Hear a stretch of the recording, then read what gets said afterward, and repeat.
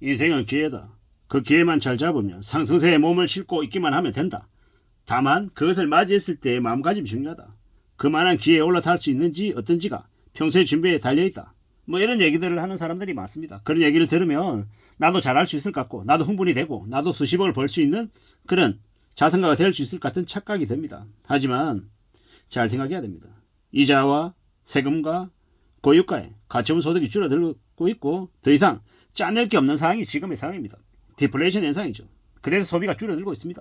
함부로 있잖아요. 괜찮을 것 같은 나아질 것 같은 그런 생각은 안 하는 게 좋습니다. 부동산 10년 주기설도 있고 5년 상승하고 5년 하락한다. 지금 하락 초입이다. 그러니까 정신 차리고 기다리면 기회가 올 거다. 이런 얘기들 되게 많이 하는데 그건 이론가들이 하는 얘기입니다. 현실은요. 매우 살벌하고 매우 어렵습니다. 과거를 되돌아보면 과거는 매우 미화가 되고 괜찮은 것처럼 보이고 우아해 보이죠. 근데 현실은요. 현실은 엉망 같습니다. 우리가 잘 생각해야 되는 게 과거에도 힘들었습니다. 과거도 시궁창이었고 어려웠고 고통이었고 지금도 마찬가지입니다. 잊어버렸기 때문에 지나갔기 때문에 괜찮은 것처럼 느껴지는 거지 실제로는 괜찮지 않다라는 겁니다. 우리는 더욱 정신 바짝 차리고 좀 집중하고 좀 더 조심하며 지내야 될 생각을 해야 됩니다. 신중하게 움직여야 되는 겁니다. 요새는요. 한국에 있는 집주인의 30% 이상이 거지 좀비랍니다. 왜냐? 돈이 없어서요. 하다가 가지고 있는 거 다 뺏길 수 있습니다. 세금 체납하고요. 빚 못 갚고 허덕이면요. 끝장나는 거죠. 그럴 정도로 지금은요. 빚이 창궐하는 시대입니다.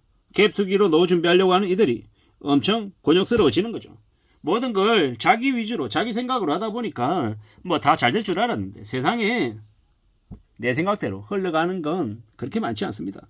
사람들의 부채 크기가 엄청나죠. 2011년은 규모의 두세 배입니다. 2011년 그때만 해도 빚을 1억 5천 2억 빌렸다면 지금은요 5억 7억 8억을 빚을 냈어요.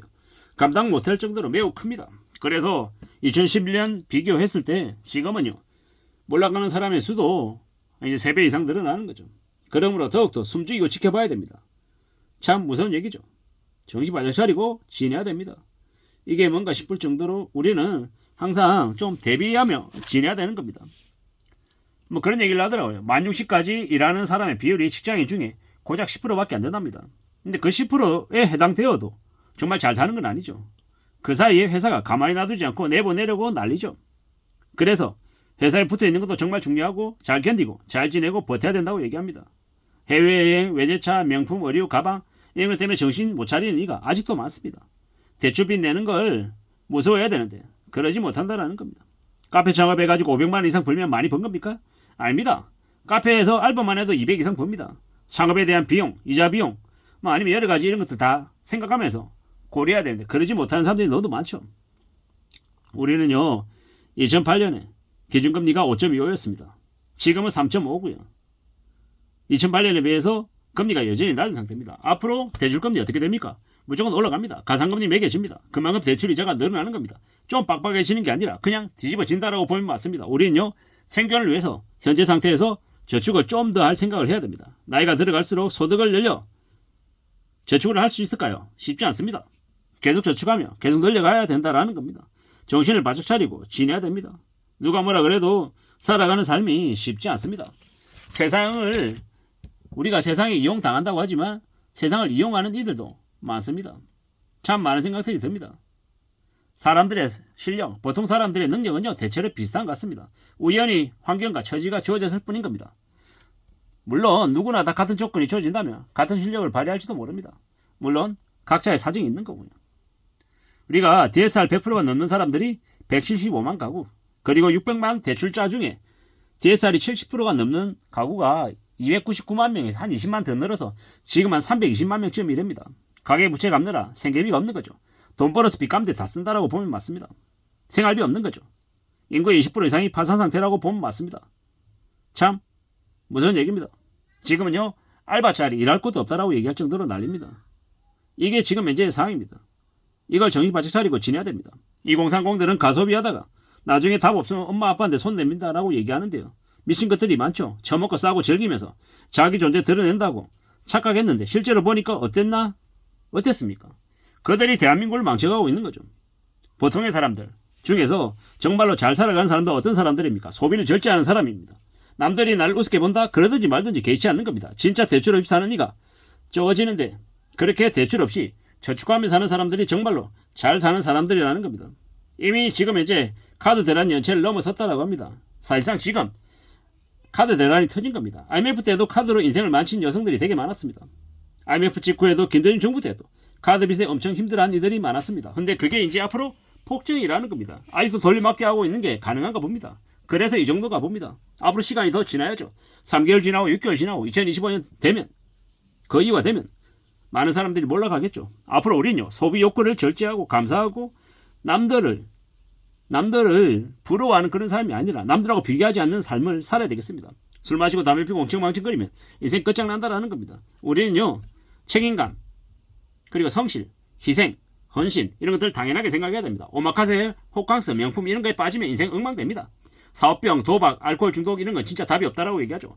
비토하면요 다른 가족들까지 같이 노예로 전락시키는 겁니다. 무서운 얘기입니다.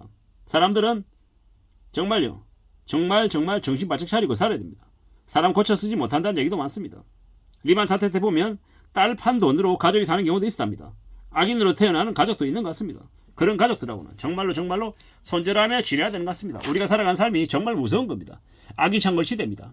20대부터 소비 중독하고 허세에 빠져가지고 막장으로 사는 이들이 너무도 많답니다. 우리는요 정말로 조용히 살아야 되고 조용히 깨끗하게 절제력을 가지면서 살아야 됩니다. 보수적으로 살아야 됩니다. 우리는요 가늘고 길게 월급 받으면서 안전하게 살 걸 추구해야 됩니다. 부지런히 살아야 되는 거죠. 오래 일해야 되고요. 부지런히 살면요 밥은 먹고 산답니다. 20대들이 카드 대란에 빠져가지고 저렇게 무책임하게 사는 건 충격입니다.